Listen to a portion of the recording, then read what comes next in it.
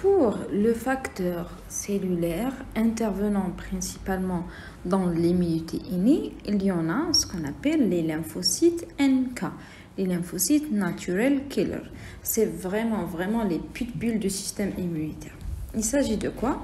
Les cellules NK, natural killer, ou bien tout simplement les cellules tueuses naturelles, constituent le troisième type de lymphocytes. C'est des lymphocytes comme les cellules LT, comme les cellules LB, et qui ont une activité cytotoxique pour la cible cellulaire. C'est des tueuses, donc ça va provoquer la cytotoxicité et la lyse des cellules. Ça va exercer leur effet directement, sans aucune stimulation, sans aucune sensibilisation par l'antigène, sans aucune spécificité. C'est logique parce que ça fait partie principalement de l'immunité non adaptative. C'est vraiment l'inverse par rapport au lymphocyte B ou bien par rapport au lymphocyte T.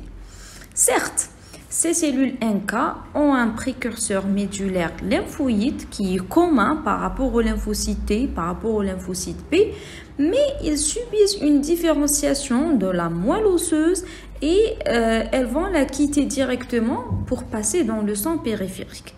C'est-à-dire qu'il n'y en a pas de maturation thymique, absence de maturation au niveau de thymus. Ça constitue environ 5 à 15% des lymphocytes sanguins. D'ailleurs, les lymphocytes sanguins total, ça occupe 20 à 40% des leucocytes, des globules blancs. Alors, 5 à 15%, c'est des cellules NK. 10 à 20%, c'est des cellules LB. Alors, avec une demi de vie de 7 à 10 jours à peu près. Alors, ces cellules, on parle principalement des LGL. Pourquoi on parle des LGL avec les cellules LK? Parce que ce sont des grands lymphocytes granuleux. C'est LGL, des grands lymphocytes granuleux. Il y en a des larges granules lymphocytes qui peut être même des fois responsables des leucémies à grands lymphocytes granuleux. L'essentiel, pourquoi c'est large, pourquoi c'est grand, pourquoi c'est granuleux? Parce que ça contient à l'intérieur des granules qui sont riches principalement en enzymes, principalement ce qu'on appelle les perforines et les granzymes qui sont libérés à la phase effectrice de la cytotoxicité. Donc c'est ça qui va être responsable de l'action de cytotoxicité. Même elle peut induire l'induction de l'apoptose. Même, c'est-à-dire, elle peut être activée par l'induction de l'apoptose, par la molécule FAS. FAS, c'est la molécule transmembranaire qui appartient à la famille des TNF, responsable de l'induction de la mort cellulaire programmée, c'est-à-dire l'apoptose. Alors, ces cellules, on a déjà parlé qu'il s'agit des cellules qui partagent la cellule précurseuse au niveau de la moelle osseuse avec les cellules LB, cellules LT, quand même, c'est des lymphocytes. Mais en même temps, il faut savoir que les cellules NK sont des cellules, des lymphocytes de grande taille qui présentent des granules intracytoplasmiques. Et en même temps, ce sont des cellules, des lymphocytes non T, non B. Non T, non B. C'est-à-dire que ça ne va pas exprimer le récepteur spécifique de l'antigène des lymphocytes T, c'est-à-dire le TCR et CD3, et en même temps, ça ne va pas présenter l'immunoglobuline membranaire des lymphocytes B, c'est-à-dire de BCR. Ça va partager en commun avec les cellules lymphocytaires le récepteur CD34 positif. Donc les NK, ce sont des cellules CD34 positives. Mais il n'y en a pas principalement le récepteur spécifique de lymphocyte T ni de lymphocyte B. C'est-à-dire, tout simplement, c'est des lymphocytes non T, non B, CD34 positifs. Et en même temps, elles sont définies sur le phénotype par une combinaison des marqueurs de surface. Les deux les plus caractéristiques, c'est pas spécifique, mais c'est caractéristique des cellules NK. On a parlé de CD16 et le CD56. Ok? Et en même temps, ce sont des cellules CD3 négatives, c'est-à-dire du couple TCR-CD3 parce que ce n'est pas des LT. Et en même temps, anticorps négatifs, c'est-à-dire il n'y a pas de BCR. Ni lymphocyte T, ni lymphocyte B. C'est des cellules CD16 positives, CD56 positif. C'est pas spécifique parce qu'on peut les retrouver dans les tumeurs neuroendocrines, mais c'est caractéristique par rapport aux lymphocytes NK, avec CD34 positif. On notera que même ces cellules à la surface présentent quand même des récepteurs de basse affinité pour les fragments Fc des anticorps. Alors, pour les fonctions, il y en a principalement la fonction principale assurée par les cellules NK, c'est la cytotoxicité naturelle, sans aucune sensibilisation. Les cellules NK, caractérisées par la reconnaissance du soi, du non-soi, c'est bien sûr, sont capables de tuer principalement les cellules tumorales ou bien les cellules infectées par les virus. C'est ça principalement la fonction des cellules NK. Lorsqu'on parle du NK, les cellules tueuses naturelles, c'est contre les tumeurs, c'est contre les virus. Avec bien sûr l'absence de stimulation, bien l'absence de sensibilisation. C'est naturel, c'est non spécifique. Bien sûr, c'est une activité non restreinte par le complexe majeur d'histocompatibilité. Il n'y en a pas de l'immunisation. En même temps, elle peut assurer comme d'autres fonctions la cytotoxicité dépendante des anticorps. C'est un petit peu spécifique, c'est-à-dire c'est une réponse anticorps dépendante. On parle des ADCC, Antibody Dependent Cell Toxicity, c'est-à-dire les cellules dépendantes des anticorps pour réaliser principalement la cytotoxicité. C'est ça, cytotoxicité dépendante des anticorps. C'est une réponse plus ou moins spécifique. Même on notera que les cellules NK possèdent également une importante fonction de sécrétion des cytokines particulières, principalement l'interféron gamma, avec le tumor necrosis factor alpha, TNF-alpha. Et bien sûr, comme tout mécanisme à l'intérieur de l'organisme, il y en a une certaine régulation par rapport à l'action des cellules NK via des récepteurs qui peuvent stimuler ou bien inhiber l'action des cellules NK, tout dépend de la situation. Il y en a des récepteurs NK inhibiteurs, il y en a des récepteurs NK activateurs. Surtout, l'activation, elle se fait par TNF gamma. C'est principalement ça, vu qu'elle présente quand même des récepteurs importants pour TNF alpha, pour l'interféron gamma. Sinon, pour les inhibiteurs, il faut savoir que il y en a principalement la prostaglandine numéro 2, sécrétée principalement par les macrophages.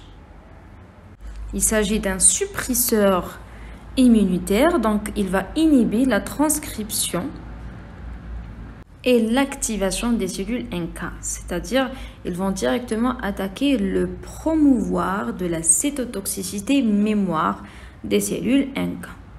Sinon, pour les principales, il y en a ce qu'on appelle les KIR inhibiteurs, Killer Immunoglobulin-like Receptor.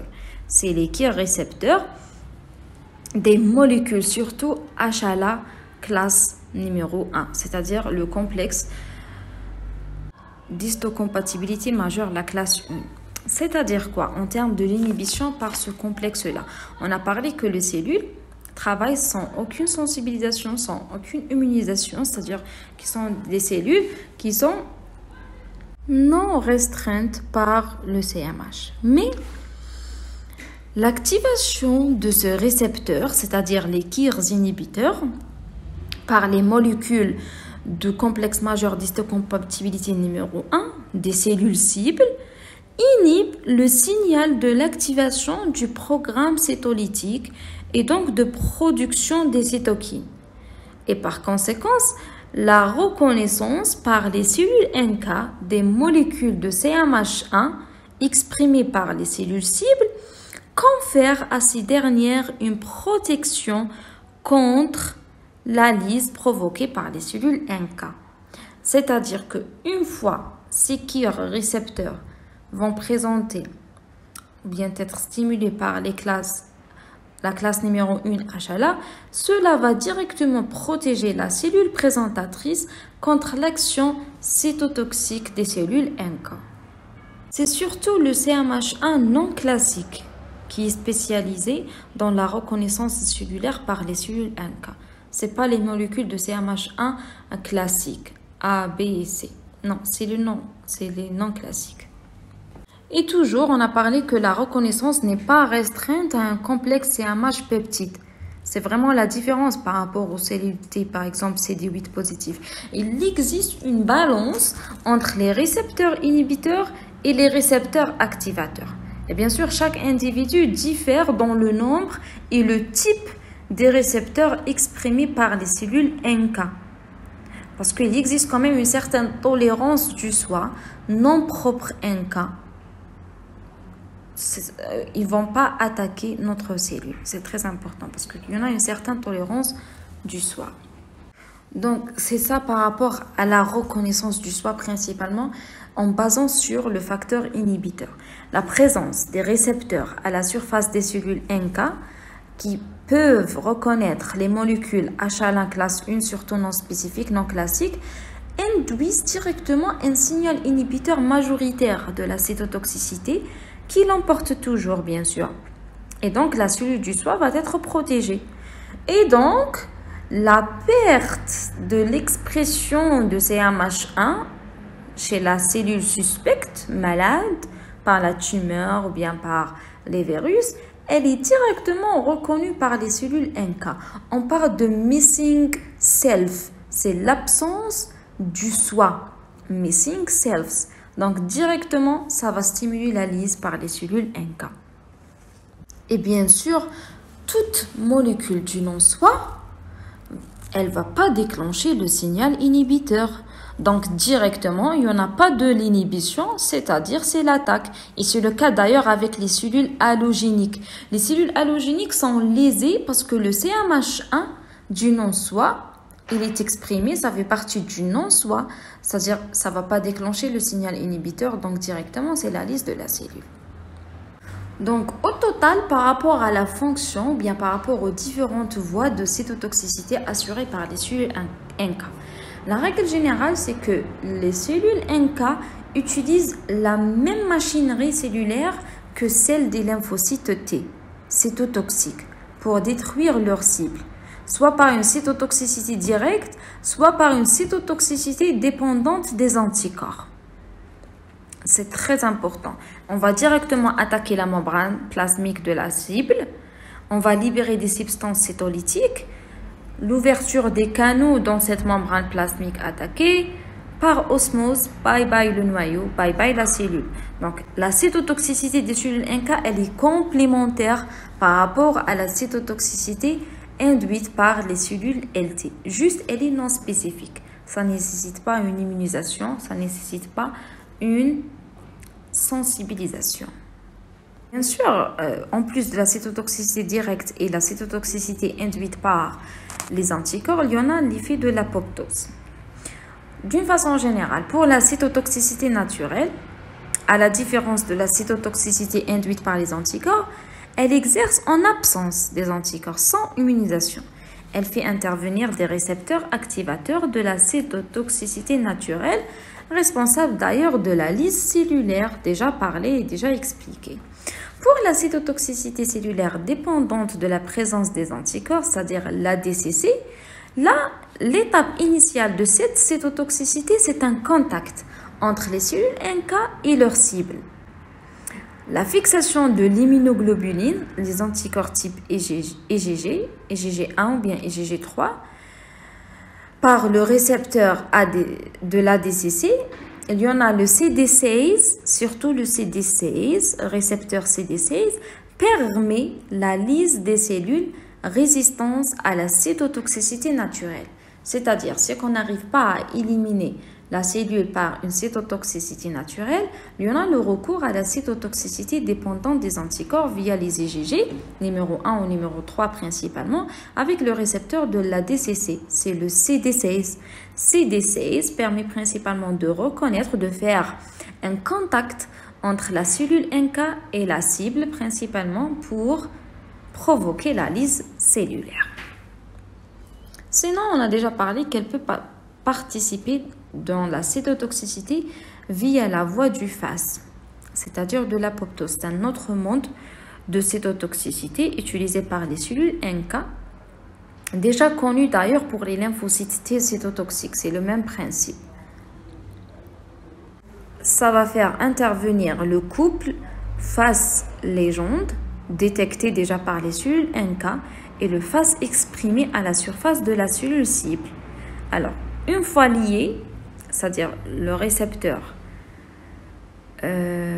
du face au niveau de la cellule NK avec le face exprimé à la cellule cible, cette voie conduit directement à l'apoptose d'une façon indépendante de l'exocytose des granules intracytoplasmiques. C'est-à-dire que dans la cytotoxicité naturelle et la cytotoxicité dépendante des anticorps, on va utiliser principalement par exocytose les granules intracytoplasmiques, parce qu'on a parlé que ce sont des lymphocytes de grande taille qui contiennent des granules qui vont les aider à faire principalement la lyse. Mais cette fois-ci, dans l'apoptose, c'est un autre phénomène carrément indépendant de l'exocytose des granules intracytoplasmiques. Mais de toute façon, que ce soit pour l'apoptose, pour la cytotoxicité naturelle, pour la cytotoxicité dépendante des anticorps, le but restera le même, c'est de faire éliminer principalement la cellule infectée par les virus ou bien la cellule tumorale principalement en provoquant la lyse cellulaire. Juste, on notera que la cellule NK n'est pas seulement un tueur de système immunitaire, mais c'est une cellule qui est potentiellement capable, par sa production des cytokines de type INF-gamma, de type interleukine 4, 5, 10 et 13, même des cytokines pro-inflammatoires, TNF-alpha et tout, l'interleukine numéro 8. Donc là, par cette sécrétion, par cette production des cytokines, elle peut même orienter la réponse immunitaire adaptative. Il y en a plusieurs implications de ces lymphocytes en pathologie. En pathologie anti-infectieuse, en pathologie antitumorale, même dans la greffe allogénique.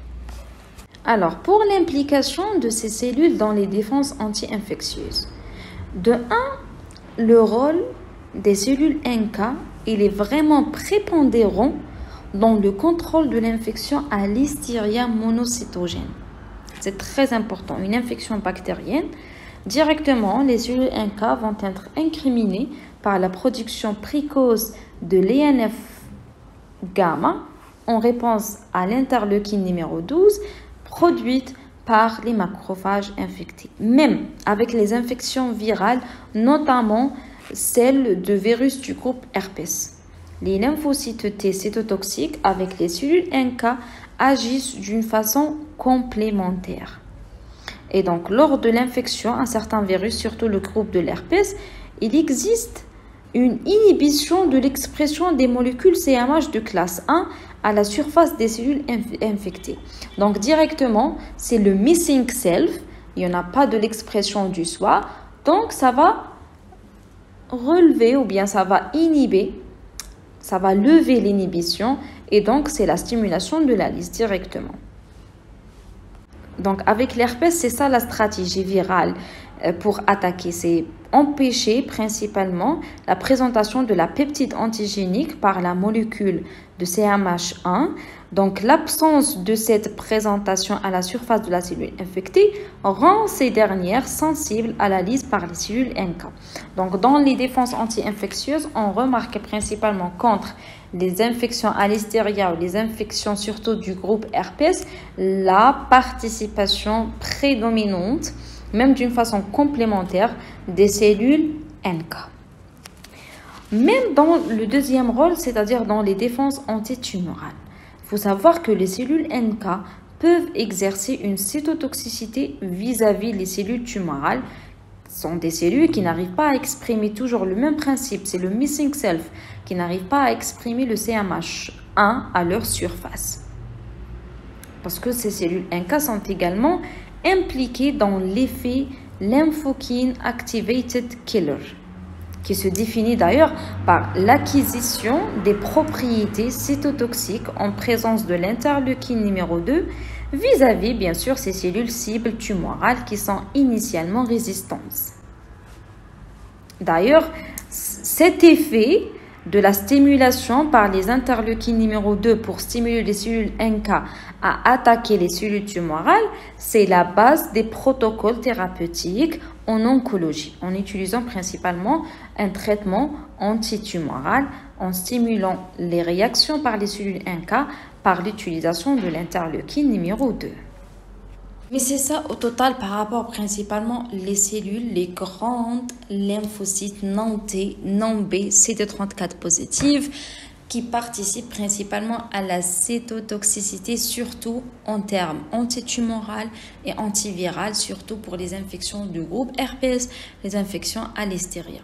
Il y en a 3 mécanismes principaux dans la réalisation de la lisse cellulaire: la cytotoxicité directe par les granules, par exocytose des granules intracytoplasmiques, le même principe, la même machinerie cellulaire utilisée avec les lymphocytes T cytotoxiques, c'est de faire attaquer la membrane cellulaire en créant des canaux par effet osmotique. Directement, ça va provoquer la lisse de la cellule. Sinon, une cytotoxicité cellulaire dépendante des anticorps, de l'ADCC, principalement pour les cellules qui peuvent résister à la cytotoxicité directe en utilisant à l'aide des immunoglobulines, des anticorps, et le facteur CD16, c'est le récepteur de l'ADCC. On va directement créer un contact entre la cellule NK et la cible en provoquant principalement la cytotoxicité par la suite. Sinon, enfin, c'est une cytotoxicité indépendante d'ailleurs de l'exocytose des granules intracytoplasmiques, directement en basant sur le principe de l'apoptose. D'ailleurs, ça va utiliser même du FAS, c'est-à-dire les récepteurs responsables de la mort cellulaire adaptée. Et le principe de l'attaque, principalement, c'est en basant sur le lever de signal inhibiteur qui est présenté principalement par les molécules CMH1 non classiques. Le missing self, c'est-à-dire ça fait pas partie du soi, donc c'est du non-soi, donc directement on va l'attaquer.